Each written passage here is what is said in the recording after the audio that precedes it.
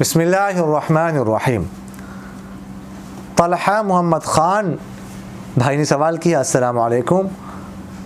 مولانا صاحب، میرا سوال ہے کہ حضرت محمد صلی اللہ علیہ وسلم کے چچا ابو طالب جو کہ قریش کے سردار بھی تھے، کیا وہ مسلمان ہو کے اس دنیا سے رخصت ہوئے تھے؟ جناب کتابوں میں پڑھا ہے کہ انہوں نے آخری وقت میں کلمہ نہیں پڑھا، وضاحت کیجیے گا، شکریہ۔ دیکھیے، حضور اقدس صلی اللہ علیہ وسلم کے چچا ابو طالب، جن کے حضور اقدس صلی اللہ علیہ وسلم کا بہت زیادہ احسانات ہیں اس دنیا میں،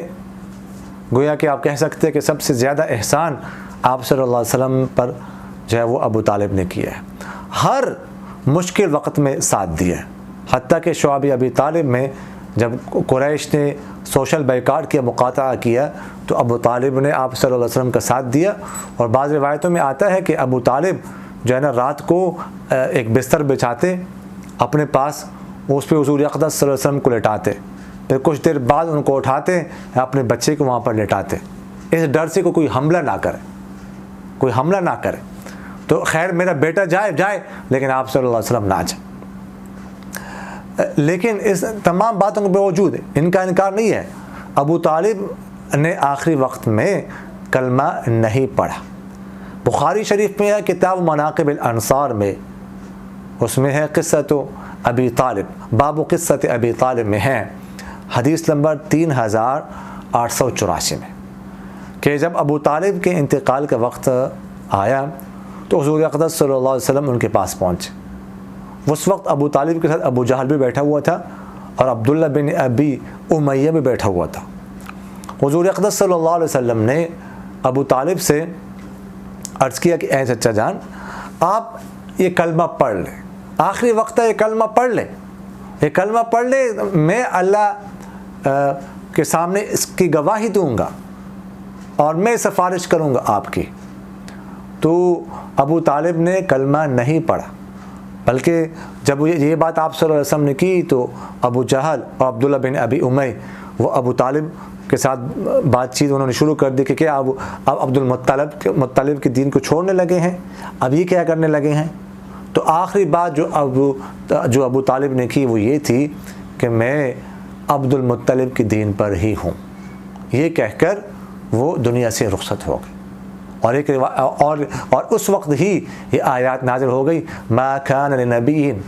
والذین آمنوا ان یستغفروا للمشرکین ولو کانوا اولی قربى من بعد ما تبین لهم انهم اصحاب الجحیم، سورہ توبہ کی آیت نمبر 113، کہ نبی کے لیے اور ان لوگوں کے لیے جو ایمان لا چکے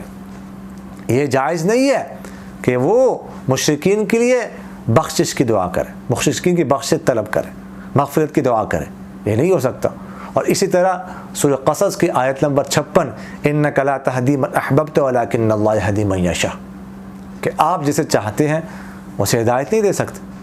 بلکہ اللہ تعالیٰ جسے چاہے اسے ہدایت دے سکتا ہے۔ ہدایت آپ کے ہاتھ میں نہیں ہے، اللہ کے ہاتھ میں۔ اور مسلم شریف کی روایت میں ہے، ابو ہریرہ رضی اللہ تعالیٰ عنہ سے منقول ہے کہ حضور اقدس صلی اللہ علیہ وسلم جب ان کے پاس پہنچے تو یہ بات کی کہ آپ کلمہ پڑھیں، میں اس کی گواہی دوں گا۔ تو ابو جہل نے اور اس طرح عبداللہ بن ابی امیہ نے کہا کیا عبد المطلب کی دین کو آپ چھوڑنے لگے ہیں؟ تو آپ صلی اللہ علیہ وسلم نے بار بار اصرار کیا، تو ابو طالب کہنے لگے کہ اگر مجھے یہ خوف نہ ہوتا، یہ اندیشہ نہ ہوتا کہ مشرکین کہیں گے کہ ابو طالب نے جو ہے وہ ڈر سے جو ہے وہ یہ کلمہ پڑھا ہے، یا تانا دیں گے مشرکین، تو میں آپ کی آنکھیں ٹھنڈی کر دیتا اس کلمے کے ساتھ، لیکن چونکہ مشرکین تانا دیں گے اس لیے میں یہ نہیں پڑھ سکتا، وگرنہ میں پڑھ کے آپ کی آنکھوں کو ٹھنڈا کر دیتا۔ تو کلمہ نہیں پڑھا، کلمہ پڑھے بغیر جو ہے وہ اس دنیا سے رخصت ہو گئے۔